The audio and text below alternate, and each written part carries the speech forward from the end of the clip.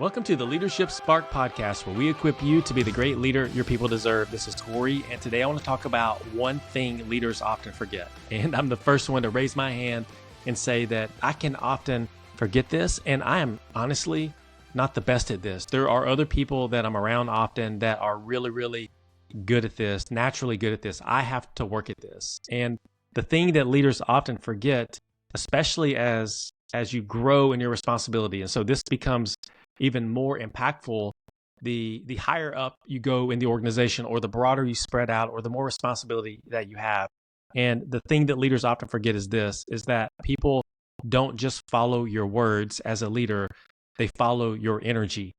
And so that can be challenging for me because I am not naturally the most energetic person. There are people that I'll work with here at WildSpark that they have a gift of galvanizing. That is their strength. That is their genius, is that they really have a genius of creating energy and galvanizing and rallying the team around whatever it is that we are trying to be rallied around. And so, but that doesn't mean that that's their job, and your job as a leader is not to do that, because people will follow your energy.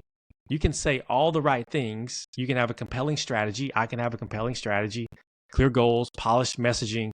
But things like my tone, my body language, my presence also communicate a lot of things. It can communicate stress. It can communicate disinterest. It can communicate fear, arrogance, whatever it is. And people respond to that. And so we have to be mindful of the energy that we bring, because the energy that we bring is contagious.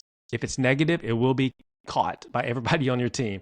If it's positive and uplifting and high energy doesn't mean you're standing on the table yelling and screaming. High energy just could be led by the way you work and the excellence that you bring, by the way. So, but if you're anxious, if the energy that people feel is anxiety from you, then your team will feel unsafe. If you're disengaged, they sense you're disengaged as a leader, your team will disconnect. If you're rushed, then your team will stop asking you questions. If you're grounded, they will find calm.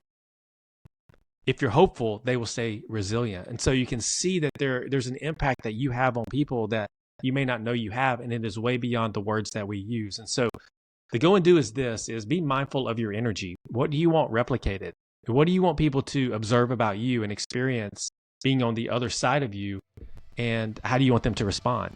And so remember, your energy will be contagious one way or another. It's not an if, it will be definitely contagious, whatever it is that people sense from you. And so just remember that people don't just follow your words, they will follow your energy as well. So make sure it is energy worth following that ultimately drives to the results that you want to drive to as a leader.